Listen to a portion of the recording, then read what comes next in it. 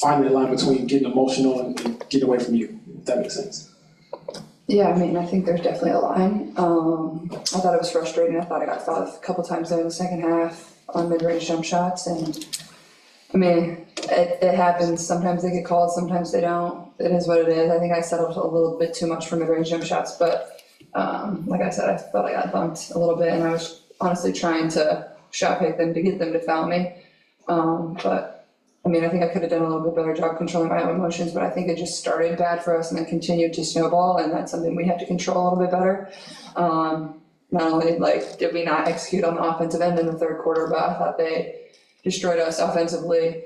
Our defense wasn't very good, so I think just improving in that area and just all kind of gathering our emotions a little bit better and finding better shots. I thought we kind of stopped playing in a way that made us successful in the first half, so just a good learning opportunity for us. I feel like we could have played a lot better. But yeah, I mean, I think there's a line, and sometimes your passion, your emotion can get to you, but that's never something I would ever change, or anybody on our team would change, so. Go Chloe, then Christine. Yeah, Caitlin, you mentioned, how everything started to snowball. Just what do you think you guys need to do to just stop the bleeding in that instance? I mean, I think it starts defensively. I think get a stop. I mean, it's going to be hard to win a game when they outscore you by 17 points in a quarter. It's impressive that we got it back to 1 point. And honestly, I thought we played really good in the fourth, and my turnover in transition is what I felt like really kind of ended the momentum for us. I think it was 78-77. I got a block and a steal, and we were running in transition, and honestly made just a really bad read. I thought the girl was going to come over. She never ended up coming over. So I think defensively is where it has to start. Our first quarter defense was really good. Every quarter besides that was Third quarter was bad. So I think just continue to get better. But we had moments, especially to begin the fourth quarter too, that were a lot better than the other two. Christine and Brad. Yeah, going back to the fourth quarter, when you guys, the crowd was going absolutely crazy, as loud as I think I've heard it here, and you're hitting everything for both of you, Kelsey and Caitlin. Just, can you describe that feeling as you're reeling them in and all of a sudden you're down by only 1 point? Kelsey, you want to start? I think it's a really amazing feeling when you're a competitor and you have, the city at your hands and feet and they supporting us, win, lose, or draw. It just makes you go harder. It makes you appreciate the moments a little bit more. I think as a group, we appreciate the energy. It's unspoken, but we appreciate it. We try to use that as fuel to kind of get the next stop or get the next one. I won't want any other way. I appreciate who our fans are and what they bring to the table for us, for real. It's appreciated. Go Brad, then we go Matt. Kelsey, first quarter for you guys, what did you like about the start? Strong start pretty much here. First quarter, first half. Yeah, I think our start was pretty effective. I thought it was a high-paced game. I thought C-Square set us up from a PG standpoint to get us into that pace and play confidently in space and pace. We were getting stops too, and I think that helped. But I always say the minute we stop getting stops, you see Fever kind of tank or, we kind of plummet. And I think that's our next maturation. I think playing a team like Minnesota, that is our gauge. That's our standard. And I think that we can get better from what you saw today based on those down the stretch, getting those stops and getting those next rebounds. We got to be better. And I think that's our next maturation defensively. We go Matt, then we go Michael. Yeah, Kelsey, being a veteran of this team, just what do you think you can learn the most from a loss like this? After 5 wins, then lose, but you still have a lot of games left to play. I think that from a leadership standpoint, I think we held ourselves together as a group to say, shut up and work, lead the rest out of it, obviously. But get to the next play, get to the next action, get to the next set. Use this as fuel for our next game. And as a leader, you want to make sure we kind of stay on a confidence and positive note. We've already seen what the results was tonight, so we use it, and then we go to the next page. We go Michael, then we go Jacob on the right again. Yeah, Caitlin, this is the only team you guys have lost to, is Minnesota. Obviously, they're one of the top teams. Are there things maybe you've learned specifically from playing this team in these 2 games that can help you going forward? Yeah, I think, honestly, I think they're the hardest team in the league to guard, probably. I think their movement is incredible. The way they play is incredible. It's how basketball should be played. I think our matchup is so good for our matchup is just great for basketball too. If you want to watch 2 teams that play basketball the right way, it's this. play up tempo, you share the ball. It's not sets all the time, like, they run great action, they run great ball screen stuff, they space the floor, all 5 of them can shoot at all times. It's hard to guard, especially when they're running clear side pick and roll with feet, like she demands so much attention, and then you're stunting you're guarding 3 or 4, you're guarding 3-point shooters with 2 people. There's only so much you can do, and Carleton makes us pay, especially they're late, and we're closing out to her, doing our best, so I think for us, it's just, you gotta play a step ahead, you know what they're gonna do, you gotta be over there earlier, and we had some possessions where we were really good, but at the same time, like, we gave up 34 points in the paint, and this is a team that loves the 3-point line, so we gotta either make them shoot more threes, we gotta guard the paint a little bit better, but at the same time, we need to score in the paint more, like, that's not an area that we did well tonight, is we have to beat them in points in the paint, and we can't tie with them, so. Well, last two, Jacob, and I'll finish with Christine again. Kelsey, you just mentioned you guys needing to take another step. Minnesota's one of the top teams, maybe a playoff matchup for you guys. Do you kind of view this as all as like a measuring stick or maybe a level you guys need to get to now? Oh, definitely. I think that was just a conversation in our locker room amongst our vets like Timmy and Katie Lou. They definitely said that this is the standard, and we want to compete at that next level and be a part of a playoff run, not just getting there, not just being part of it, but making a run and making an impact. We don't have to use this as leverage, and know that they're the best. And in order to beat the best, you got to compete every night. And I think they'll use the film on a positive note and keep on going forward. Christine, last one. Yeah, Caitlin, so the third quarter, as you were describing, it's intense, and you went to the bench for a couple of minutes. What are you doing mentally there to either calm down or get yourself back, fired up, to then have the fourth quarter that you had? Yeah, I think just kind of reset. I think it felt from my standpoint that the third quarter kind of got away from us. Like, I looked at the clock and there was only 2 minutes left on the clock, and I think we had scored 8 points. So I felt like we just continued to not really execute. So I think just like get a quick breather, knowing that I'm going to need myself and to find a way to have a big fourth quarter for us. And then I thought we came out and really responded in the fourth quarter. So I think that is a positive to take away, is we found a way to respond at the beginning of the fourth. And our last 3 minutes of the game wasn't great, but if we limit everything in the third, like, we're in a really good position to be successful in the fourth. So I think I'm just happy our crowd, like, they really got behind us and helped us. I don't know if we don't have them, we probably don't even get back into it. So it was a lot of fun to have them, but I think just kind of have a mental reset and get ready to play the fourth. Christie, Caitlin talked about it in that third quarter. There was a play where she thought she got fouled, stayed on the ground, they got on and scored. She was like, sometimes there's the line between playing with emotion and being emotional. How do you, I guess, coach that or speak to her when it's like, yeah, you might have got fouled, but the game's still going on? Yeah.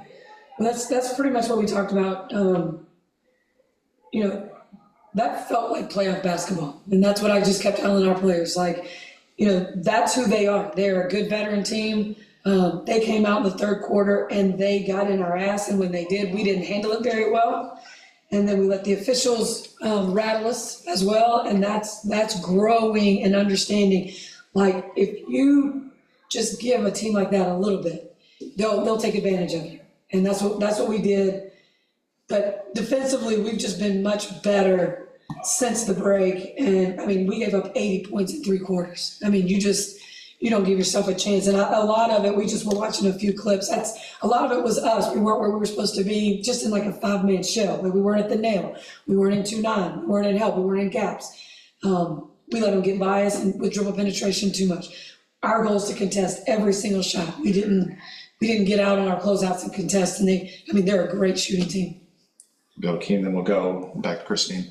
Coach, throughout your win streak, you had that kind of consistent contribution from another player like Nawissa or Temi or Lexi. Just how important is it to get that fourth contributor either as a starter or off the bench? Yeah, that's huge. I think tonight we were playing okay, and then we got to that third quarter and got rattled, and I think we just tried to do it ourselves a lot instead of the way that we've been able to get out of those moments as of late when we've been able to stop people's runs. And we just let it snowball on us, and that's something that we've been better at, and that we've got to make sure that we clean up, because this is someone we could possibly play.